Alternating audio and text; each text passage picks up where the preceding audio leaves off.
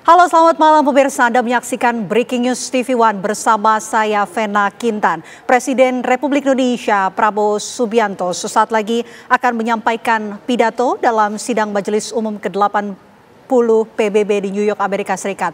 Yang saat ini pemirsa tengah menyampaikan pidatonya ada di urutan kedua. Yang tengah menyampaikan pidato adalah Presiden Amerika Serikat Donald Trump. Sebelumnya juga pidato pertama sudah dimulai dan dibacakan oleh Presiden dari Brazil. Kita langsung menuju ke markas PBB untuk mendengarkan pidato yang tengah berlangsung dalam sidang Majelis Umum PBB berikut ini. In more than 60 years, and that's what it's all about, isn't it? In 4 years of President Biden, we had less than $1 trillion of new investment into the United States. In just 8 months since I took office, we have secured commitments and money already paid for $17 trillion.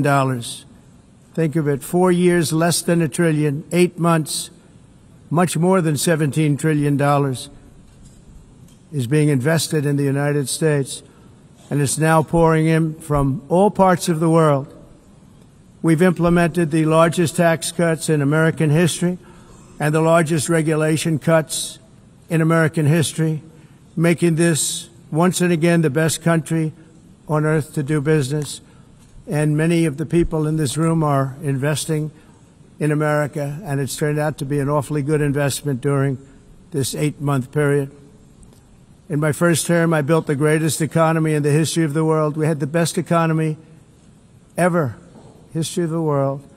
And I'm doing the same thing again, but this time it's actually much bigger and even better.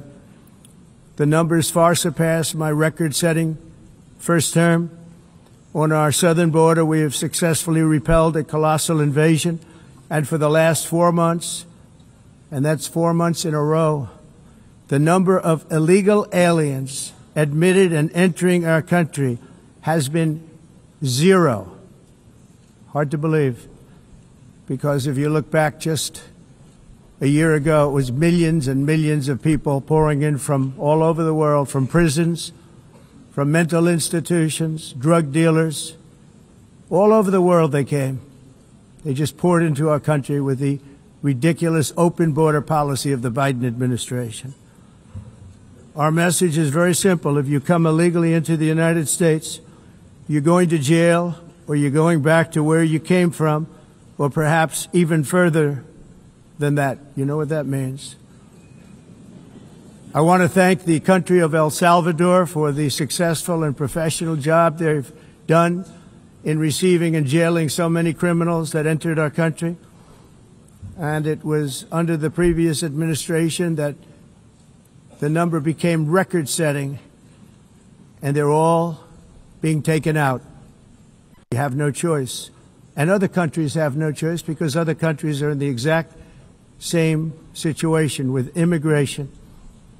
It's destroying your country, and you have to do something about it. On the world stage, America is respected again like it has never been respected before. You think about 2 years ago, 3 years ago, 4 years ago, or 1 year ago, we were a laughingstock all over the world. At the NATO summit in June, virtually all NATO members formally committed to increase defense spending, at my request, from 2% to 5% of GDP, making our alliance far stronger and more powerful than it was ever before. In May, I traveled to the Middle East to visit my friends and rebuild our partnerships in the Gulf and those valued relationships with Saudi Arabia, Qatar, and the UAE, and other countries are now, I believe, closer than ever before. My administration has negotiated one historic trade deal after another, including with the United Kingdom, the European Union, Japan, South Korea, Vietnam, Indonesia, the Philippines, Malaysia, and many, many others. Likewise, in a period of just 7 months, I have ended 7 unendable wars. They said they were unendable. You're never going to get them solved. Some were going for 31 years, two of them, 31, think of it, 31 years. One was 36 years. One was 28 years. I ended 7 wars. And in all cases, they were raging with countless thousands of people being killed. This includes Cambodia and Thailand, Kosovo and Serbia, the Congo and Rwanda, a vicious, violent war that was, Pakistan and India, Israel and Iran, Egypt and Ethiopia, and Armenia and Azerbaijan. It included all of them. No president or prime minister, and for that matter, no other country has ever done anything close to that. And I did it in just 7 months. It's never happened before. There's never been anything like that. I'm very honored to have done it. It's too bad that I had to do these things instead of the United Nations doing them. And sadly, in all cases, the United Nations did not even try to help in any of them. I ended 7 wars, dealt with the leaders of each and every one of these countries, and never even received a phone call from the United Nations offering to help in finalizing the deal. All I got from the United Nations was an escalator that on the way up stopped right in the middle. If the First Lady wasn't in great shape, she would have fallen. But she's in great shape. We're both in good shape. We both stood. And then a teleprompter that didn't work. These are the 2 things I got from the United Nations, a bad escalator and a bad teleprompter. Thank you very much. And by the way, it's working now. It just went on. Thank you. I think I should just do it the other way. It's easier. Thank you very much. I didn't think of it at the time because I was too busy working to save millions of lives. That is the saving and stopping of these wars. But later I realized that the United Nations wasn't there for us. They weren't there. I thought of it really after the fact, not during these negotiations, which were not easy. That being the case, what is the purpose of the United Nations? The UN has such tremendous potential. I've always said it. It has such tremendous, tremendous potential, but it's not even coming close to living up to that potential. For the most part, at least for now, all they seem to do is write a really strongly worded letter and then never follow that letter up. It's empty words, and empty words don't solve war. The only thing that solves war and wars is action. Now, after ending all of these wars and also earlier negotiating the Abraham Accords, which is a very big thing for which our country received no credit, never receives credit. Everyone says that I should get the Nobel Peace Prize for each one of these achievements. But for me, the real prize will be the sons and daughters who live to grow up with their mothers and fathers, because millions of people are no longer being killed in endless and unglorious wars. What I care about is not winning prizes, it's saving lives. We saved millions and millions of lives with the 7 wars. And we have others that we're working on, and you know that. Many years ago, a very successful real estate developer in New York, known as Donald J. Trump, I bid on the renovation and rebuilding of this very United Nations complex. I remember it so well. I said at the time that I would do it for $500 million, rebuilding everything. It would be beautiful. I used to talk about, I'm going to give you marble floors. They're going to give you terrazzo. I'm going to give you the best of everything. You're going to have mahogany walls. They're going to give you plastic. But they decided to go in another direction, which was much more expensive at the time, and which actually produced a far inferior product. And I realized that they did not know what they were doing when it came to construction, and that their building concepts were so wrong, and the product that they were proposing to build was so bad and so costly. It was going to cost them a fortune. And I said, and wait till you see the overruns. Well, I turned out to be right. They had massive cost overruns and spent between $2 and $4 billion on the building. and did not even get the marble floors that I promised them. You walk on terrazzo. Do you notice that? As far as I'm concerned, frankly, looking at the building and getting stuck on the escalator, they still haven't finished the job. They still haven't finished. That was years ago.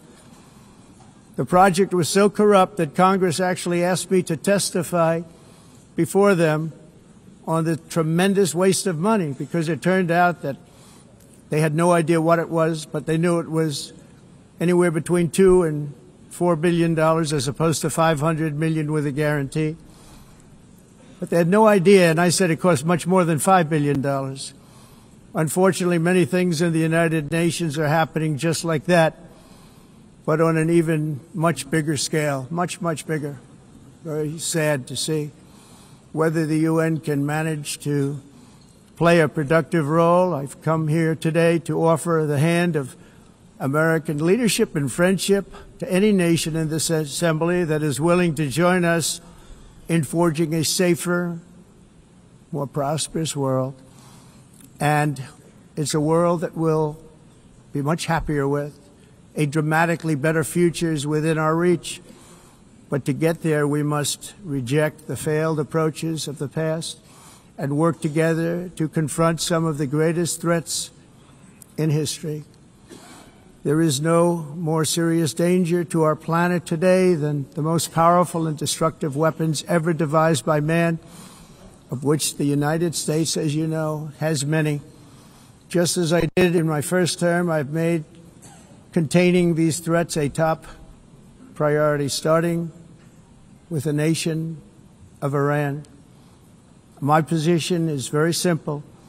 The world's #1 sponsor of terror can never be allowed to possess the most dangerous weapon. That's why shortly after taking office, I sent the so-called Supreme Leader a letter making a generous offer. I extended a pledge of full cooperation in exchange for a suspension of Iran's nuclear program. The regime's answer was to continue their constant threats to their neighbors and U.S. interests throughout the region and some great countries that are right nearby. Today, many of Iran's former military commanders, in fact, I can say almost all of them, are no longer with us. They're dead. And 3 months ago, in Operation Midnight Hammer, 7 American B-2 bombers dropped the 14 30,000-pound each bombs on Iran's key nuclear facilities, totally obliterating everything. No other country on earth could have done what we did. No other country has the equipment to do what we did. We have the greatest weapons on earth. We hate to use them. But we did something that for 22 years people wanted to do. With Iran's nuclear enrichment capacity demolished, I immediately brokered an end to the 12-day war, as it's called, between Israel and Iran, with both sides agreeing to fight no longer. As everyone knows, I have also been deeply engaged in seeking a ceasefire in Gaza. Have to get that done. Have to get it done. Unfortunately, Hamas has repeatedly rejected reasonable offers to make peace. We can't forget October 7th, can we? Now, as if to encourage continued conflict, some of this body is seeking to unilaterally recognize a Palestinian state. The rewards would be too great for Hamas terrorists for their atrocities. This would be a reward for these horrible atrocities, including October 7th, even while they refuse to release the hostages or accept a ceasefire. Instead of giving to Hamas and giving so much, because they've taken so much, they have taken so much. This could have been solved so long ago. But instead of giving in to Hamas's ransom demands, those who want peace should be united with one message: release the hostages now. Just release the hostages now. Thank you.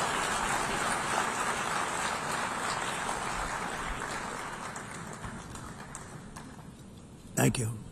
As we have got to come together, and we will come together, going to get it done, We have to stop the war in Gaza immediately. We have to stop it. We have to get it done. We have to negotiate. Immediately have to negotiate peace. We got to get the hostages back. We want all 20 back. We don't want 2 and 4. As you know, I got, along with Steve Witkoff and others that helped us, Marco Rubio, we got most of them back. We were involved in all of them. But I always said the last 20 are going to be the hardest, and that's exactly what happened. We have to get them back now. We don't want to get back 2, and then another 2, and then 1, and then 3. Have this process. No, we want them all back, and we want the actually 38 dead bodies back too. Those parents came to me and they want them back, and they want them back very quickly and very badly, as though they were alive. They want them. They want them every bit as much as if their son or daughter were alive. I've also been working relentlessly, stopping the killing in Ukraine. I thought that would be, of the 7 wars that I stopped, I thought that would be the easiest because of my relationship with President Putin, which had always been a good one. I thought that was going to be the easiest one. But, you know, in war, you never know what's going to happen. There are always lots of surprises, both good and bad. Everyone thought Russia would win this war in 3 days, but it didn't work out that way. It was supposed to be just a quick little skirmish. It's not making Russia look good. It's making them look bad. No matter what happens from here on out, this was something that should have taken a matter of days, certainly less than a week. And they've been fighting for 3.5 years and killing anywhere from 5,000 to 7,000 young soldiers, mostly soldiers, on both sides, every single week, from 5,000 to 7,000 dead young people, and some in cities, much smaller numbers, where rockets are shot, where drones are dropped. This war would never have started if I were president. This was a war that should have never happened. It shows you what leadership is, what bad leadership can do to a country.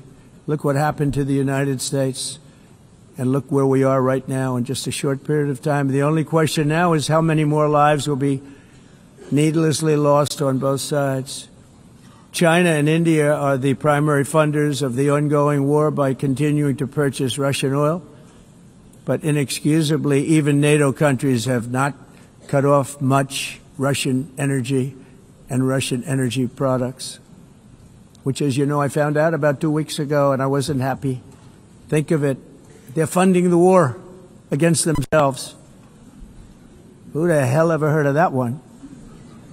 In the event that Russia is not ready to make a deal to end the war, then the United States is fully prepared to impose a very strong round of powerful tariffs, which would stop the bloodshed, I believe, very quickly. But for those tariffs to be effective, European nations, all of you are gathered here right now, would have to join us in adopting the exact same measures. I mean, you're much closer to this. We have an ocean in between. You're right there. And Europe has to step it up. They can't be doing what they're doing. They're buying oil and gas from Russia while they're fighting Russia. It's embarrassing to them, and it was very embarrassing to them when I found out about it, I can tell you that. They have to immediately cease all energy purchases from Russia. Otherwise, we're all wasting a lot of time. So I'm ready to discuss this. We're going to discuss it today with the European nations, all gathered here. I'm sure they're thrilled to hear me speak about it, but that's the way it is. I like to speak my mind and speak the truth. As we seek to reduce the threat of dangerous weapons today, I'm also calling on every nation to join us in ending the development of biological weapons once and for all. And biological is terrible, and nuclear is even beyond, and we include nuclear in that. We want to have a cessation of the development of nuclear weapons. We know, and I get to view it all the time. Sir, would you like to see? And I look at weapons that are so powerful that we just can't ever use them. If we ever use them, the world literally might come to an end. There would be no United Nations to be talking about. There would be no nothing. Just a few years ago, reckless experiments overseas gave us a devastating global pandemic. Yet despite that worldwide catastrophe, many countries are continuing extremely risky research into bioweapons and man-made pathogens. This is unbelievably dangerous. To prevent potential disasters, I'm announcing today that my administration will lead an international effort to enforce biological weapons convention, which is going to be meeting with the top leaders of the world by pioneering an AI verification system that everyone can trust. Hopefully the UN can play a constructive role, and it will also be one of the early projects under AI. Let's see how good it is, because a lot of people are saying it could be one of the great things ever, but it also can be dangerous, but it could be put to tremendous use and tremendous good, and this would be an example of that. Not only is the UN not solving the problems it should, too often, it's actually creating new problems for us to solve. The best example is the #1 political issue of our time, the crisis of uncontrolled migration. It's uncontrolled.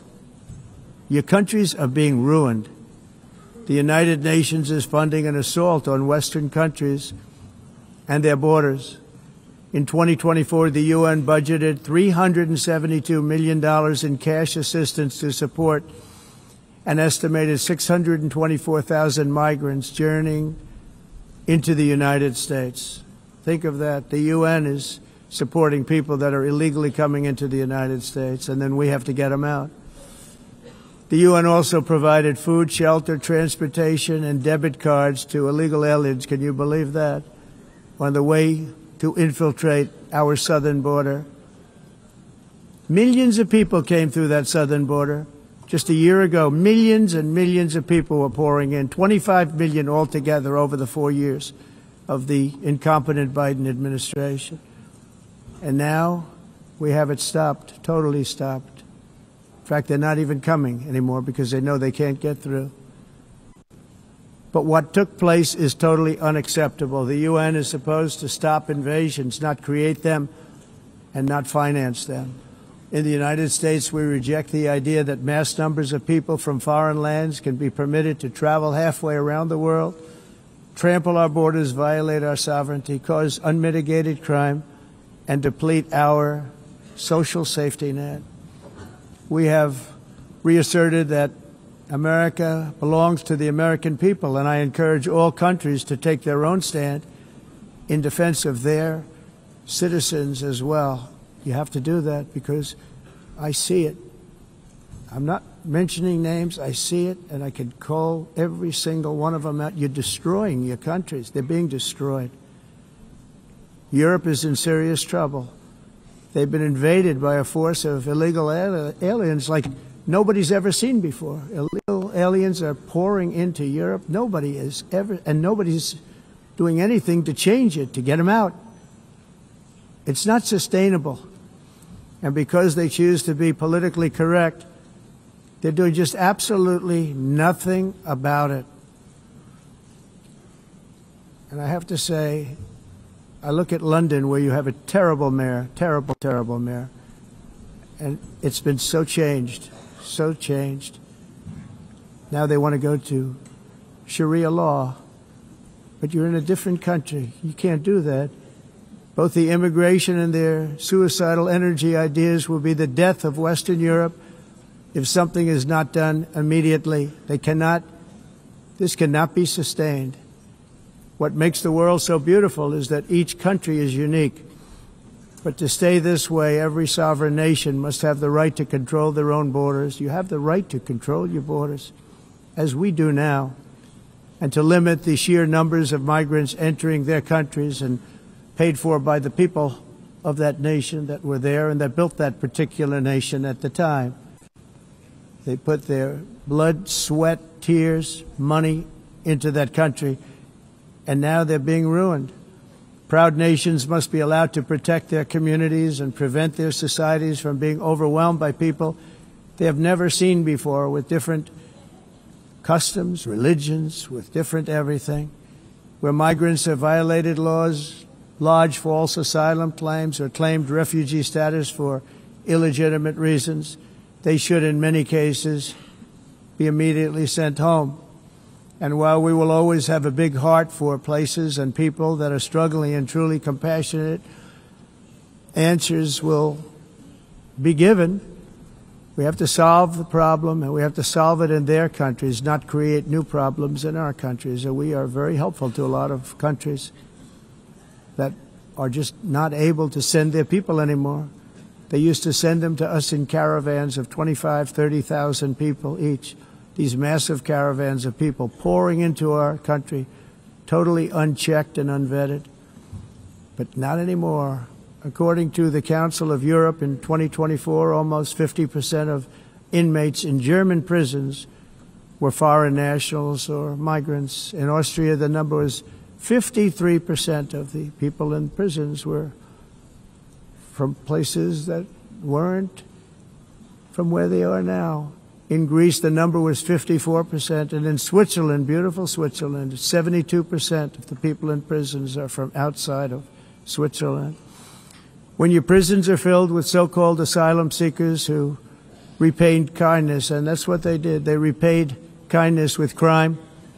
It's time to end the failed experiment of open borders. You have to end it now. See, I can tell you. I'm really good at this stuff. Your countries are going to hell. In America, we've taken bold action to swiftly shut down uncontrolled migration. Once we started detaining and deporting everyone who crossed the border and removing illegal aliens from the United States, they simply stopped coming. They're not coming anymore. We're getting a lot of credit, but they're not coming anymore. This was a humanitarian act for all involved, because on the trips up, thousands of people a week were dying. Women were being raped. Nobody's ever seen anything like it. Raped, horribly beaten, raped. On the trip up, the journey up, it was a long walk. It was a long, arduous journey, indeed.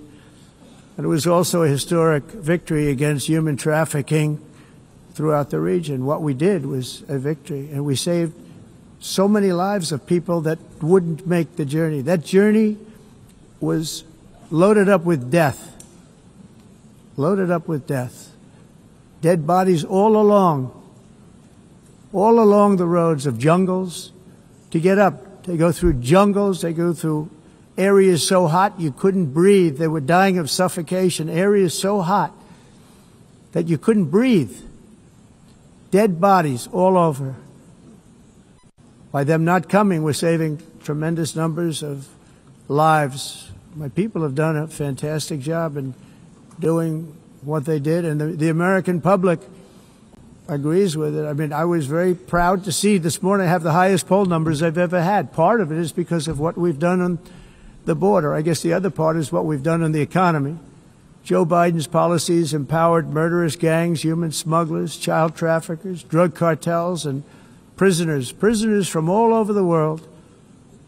The previous administration also lost nearly 300,000 children. Think of that. They lost more than 300,000 children, little children, who were trafficked into the United States on the Biden watch, many of whom have been raped, exploited, and abused, and sold.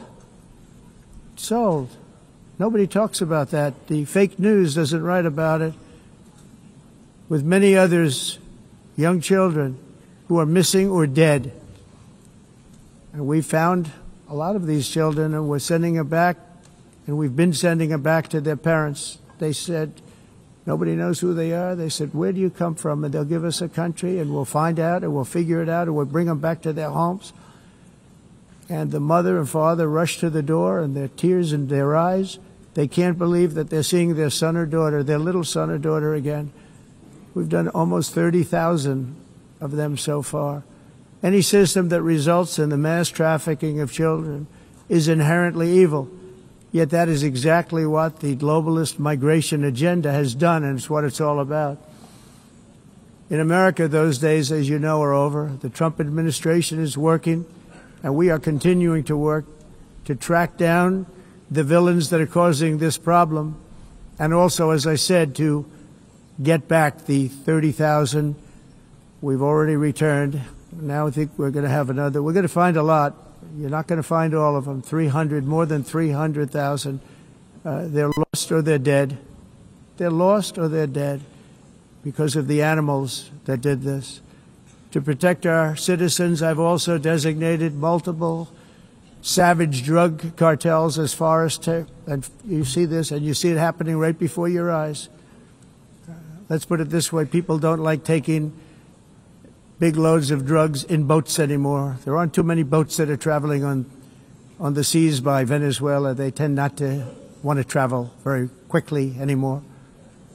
And we've virtually stopped drugs coming into our country by sea. We call them the water drugs. They kill hundreds of thousands of people. I've also designated multiple savage drug cartels as far as foreign terrorist organizations, along with two bloodthirsty transnational gangs, probably the worst gangs anywhere in the world, MS-13 and Tren de Aragua. Tren de Aragua is from Venezuela, by the way. Such organizations torture, maim, mutilate, and murder with impunity. They're the enemies of all humanity. For this reason, we've recently begun using the supreme power of the United States military to destroy Venezuelan terrorists and trafficking networks led by Nicolas Maduro. To every terrorist thug smuggling poisonous drugs into the United States of America, please be warned that we will blow you out of existence. That's what we're doing. We have no choice. Can't let it happen. They're destroying. I believe we lost 300,000 people last year to drugs, 300,000. Fentanyl and other drugs. Each boat that we sink carries drugs that would kill more than 25,000 Americans. We will not let that happen. Energy is another area where the United States is now thriving like never before. We're getting rid of the falsely named renewables. By the way, they're a joke. They don't work. They're too expensive. They're not strong enough to fire up the plants that you need to make your country great. The wind doesn't blow. Those big windmills are so pathetic and so bad, so expensive to operate. And they have to be rebuilt all the time, and they start to rust and rot.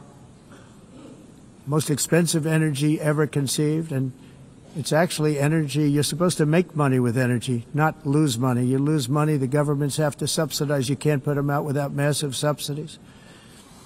And most of them are built in China, and I give China a lot of credit. They build them, but they have very few wind farms. So why is it that they build them and they send them all over the world, but they barely use them? You know what they use? Coal. They use gas. They use almost anything, but they don't like wind. But they sure as hell like selling the windmills. Europe, on the other hand, has a long way to go, with many countries being on the brink of destruction because of the green energy agenda. And I give a lot of credit to Germany.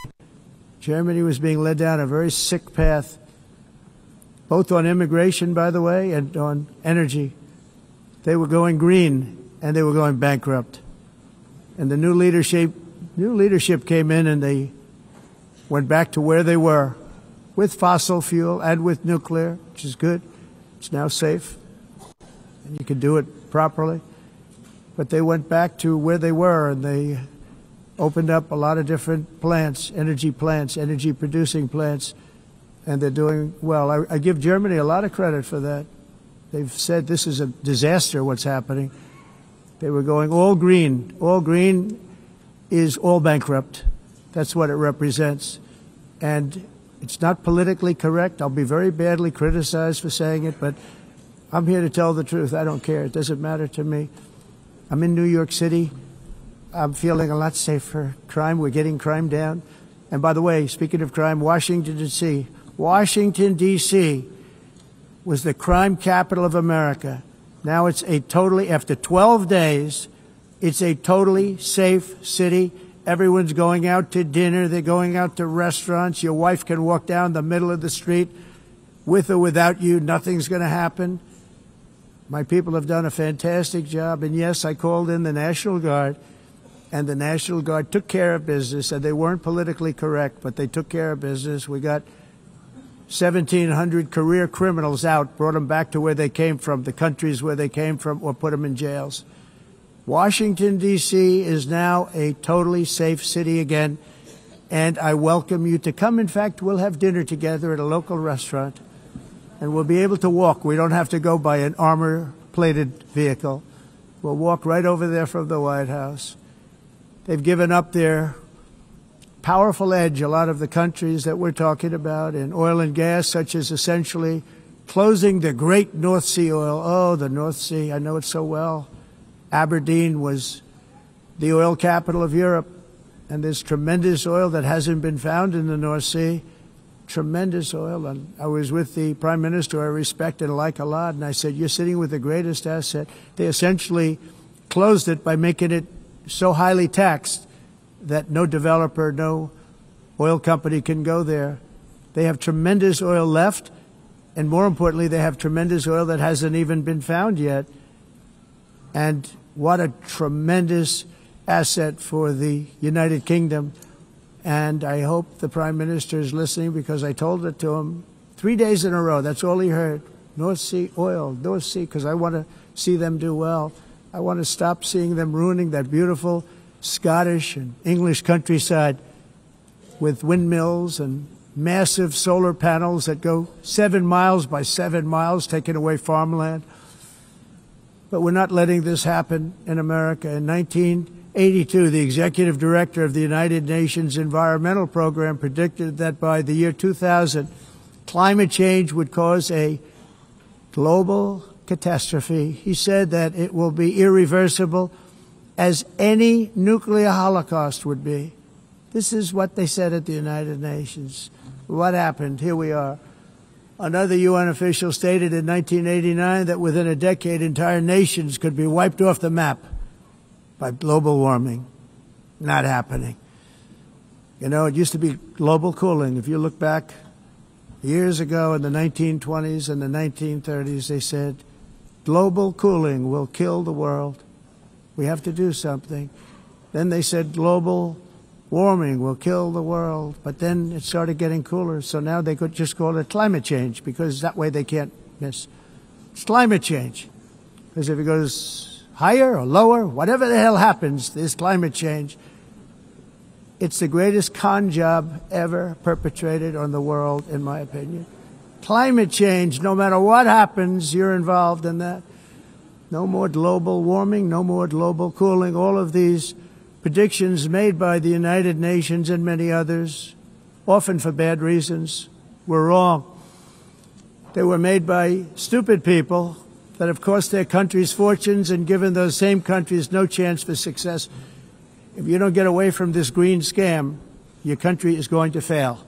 And I'm really good at predicting things, you know. They actually said during the campaign they had a hat, the best-selling hat. Trump was right about everything. And I don't say that in a braggadocious way, but it's true. I've been right about everything. And I'm telling you that if you don't get away from the green energy scam, your country is going to fail. And if you don't stop people that you've never seen before, that you have nothing in common with, your country is going to fail. I'm the President of the United States, but I worry about Europe. I love Europe. I love the people of Europe. And I hate to see it being devastated by energy and immigration. This double-tailed monster destroys everything in its wake, and they cannot let that happen any longer. You're doing it because you want to be nice. You want to be politically correct, and you're destroying your heritage. They must take control strongly and immediately of the unmitigated immigration disaster and the fake energy catastrophe before it's too late.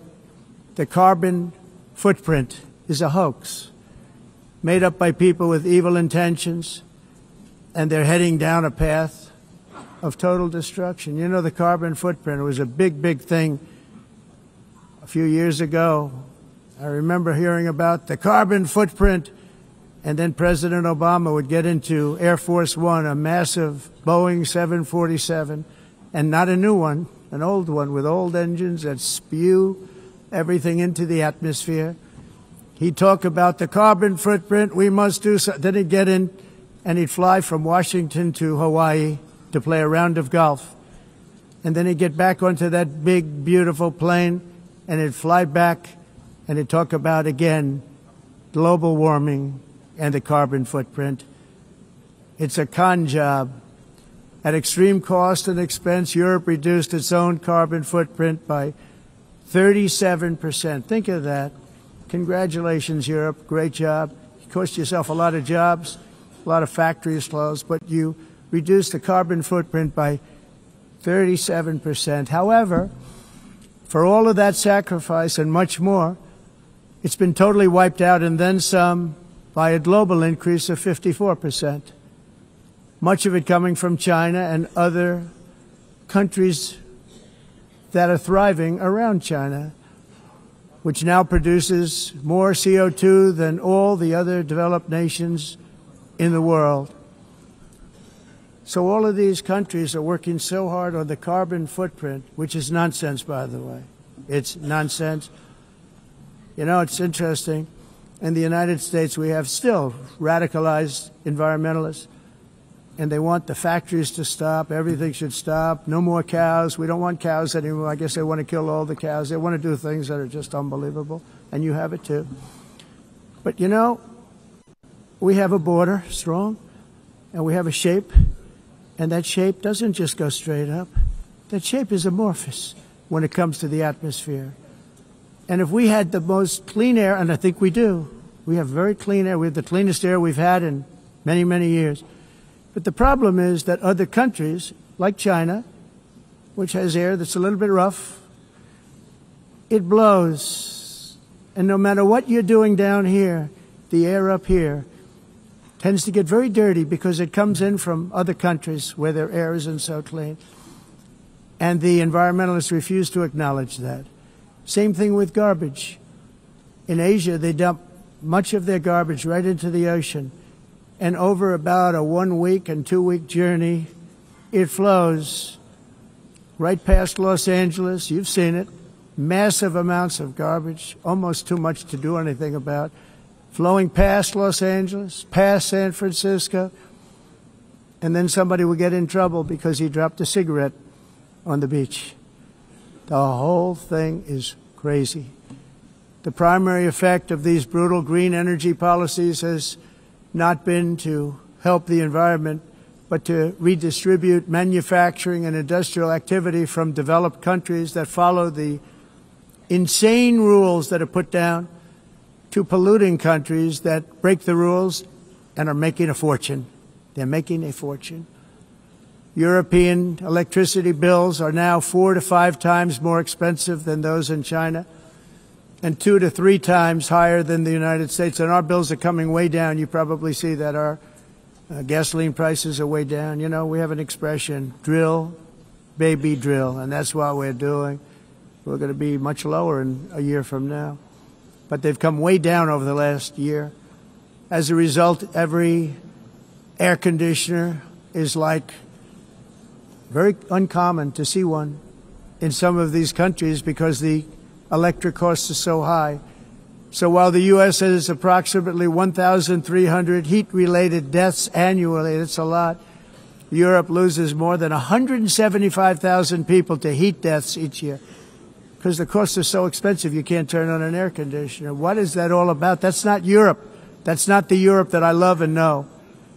All in the name of pretending to stop the global warming hoax. The entire globalist concept of asking successful industrialized nations to inflict pain on themselves and radically disrupt their entire societies must be rejected completely and totally, and it must be immediate. That's why in America I withdrew from the fake Paris Climate Accord, where, by the way, America was paying so much more than every country. Others weren't paying. China didn't have to pay until 2030. Russia was given an old standard that was easy to meet, a 1990 standard. But for the United States, we're supposed to pay like $1 trillion. And I said, this is another scam. The fact is, the United States has been taken advantage of by the world for many, many years, but not any longer, as you probably noticed.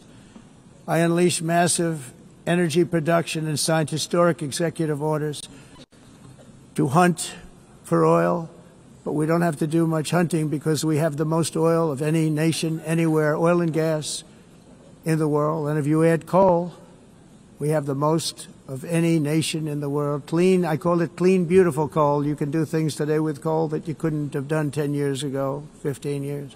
So I have a little standing order in the White House. Never use the word coal, only use the words clean, beautiful coal. Sounds much better, doesn't it? But we stand ready to provide any country with abundant, affordable energy supplies if you need them, when most of you do. We're proudly exporting energy all over the world. We're now the largest exporter. In the United States, we want trade and robust commerce with all nations, everybody. We want to help nations. We're going to help nations. But it must also be fair and reciprocal. The challenge with trade is much the same with climate. The countries that followed the rules, all their factories have been plundered. It's really sad to watch. They've been broken. They've been broken by countries that broke the rules. That's why the United States is now applying tariffs to other countries, and much as these tariffs were for many years applied to us, uncontrollably applied to us. We've used tariffs as a defense mechanism under the Trump administration, including my first term, where hundreds of billions of dollars in tariffs were taken in. And by the way, we had the lowest inflation, and now we have very low inflation. The only thing different is that we have hundreds of billions of dollars flowing into our country. But this is how we will ensure that the system works for everyone and is sustainable into the future. We're also using tariffs to defend our sovereignty and security throughout the world, including against nations that have taken advantage of former U.S. administrations for decades, including the most corrupt, incompetent administration in history, the sleepy Joe Biden administration. Brazil now faces major tariffs in response to its unprecedented efforts to interfere in the rights and freedoms of our American citizens and others, with censorship, repression, weaponization, judicial corruption, and targeting of political critics in the United States. I have a little problem saying this because I must tell you, I was walking in and the leader of Brazil was walking out. We saw him and I saw him, he saw me, and we embraced. And then I'm saying, can you believe I'm going to be saying this in just 2 minutes? We actually agreed that we would meet next week. We didn't have much time to talk, like about 20 seconds. They were in retrospect, I'm glad I waited because this thing didn't work out too well. But we did talk. We had a good talk, and we agreed to meet next week, if that's of interest. But he seemed like a very nice man, actually. He liked me, I liked him. But if you, and I only do business with people I like. When I don't like them, I don't like them. But we had, at least for about 39 seconds, we had excellent chemistry. It's a good sign. But also in the past, Brazil, can you believe this, unfairly tariffed our nation, but now because of our tariffs, we are hitting them back, and we're hitting them back very hard. As president, I will always defend our national sovereignty and the rights of American citizens. So I'm very sorry to say this, that Brazil is doing poorly and will continue to do poorly. They can only do well when they're working with us. Without us, they will fail, just as others have failed. It's true. Next year, the United States will celebrate the 250th anniversary of our glorious independence, a testament to enduring power and American freedom and spirit. We will also be proudly hosting the 2026 FIFA World Cup, and shortly thereafter, the 2028 Olympics, which is going to be very exciting. I hope you all come. I hope that countless people from all over the globe will take part of these will be great celebrations of liberty and human achievement, and that together we all can rejoice in the miracles of history that began in July 4th, 1776, when we founded the light to all nations. And it's something really that an amazing thing came out of that date. It's called the United States of America. In honor of this momentous anniversary, I hope that all countries who find inspiration in our example will join us in renewing our commitment, values, and those values really that we hold so dear together. Let us defend free speech and free expression. Let us protect religious liberty, including for the most persecuted religion on the planet today. It's called Christianity. And let us safeguard our sovereignty and cherish qualities that have made each of our nations so special, incredible, and extraordinary. In closing, I just want to repeat that immigration and the high cost of so-called green renewable energy is destroying a large part of the free world and a large part of our planet. Countries that cherish freedom are fading fast because of their policies on these two subjects.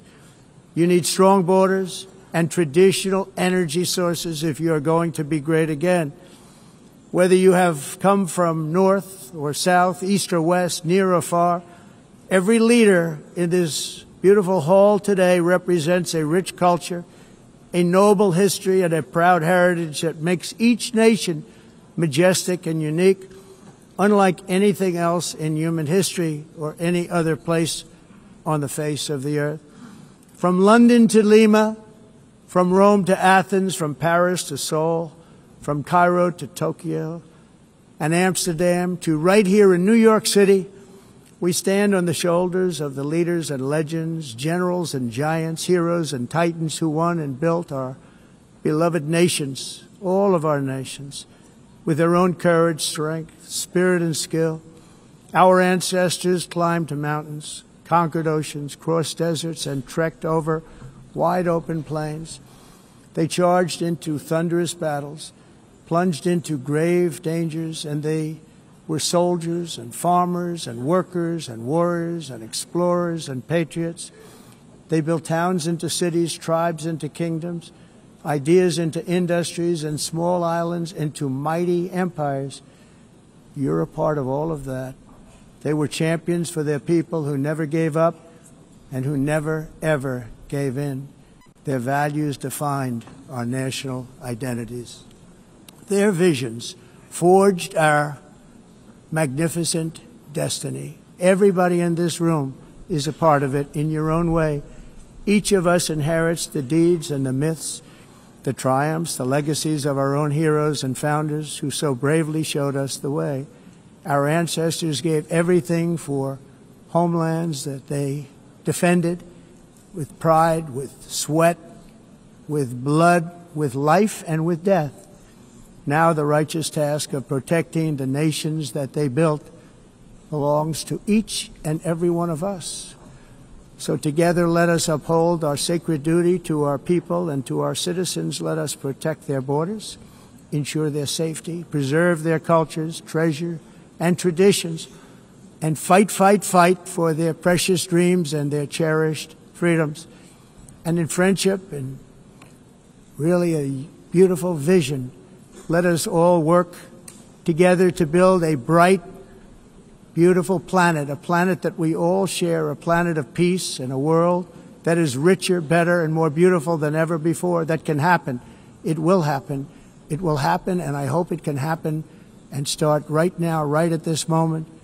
We'll turn it around. We're going to make our countries better, safer, more beautiful. We're going to take care of our people. Thank you very much. It's been an honor. God bless the nations of the world. Thank you very much. Bye.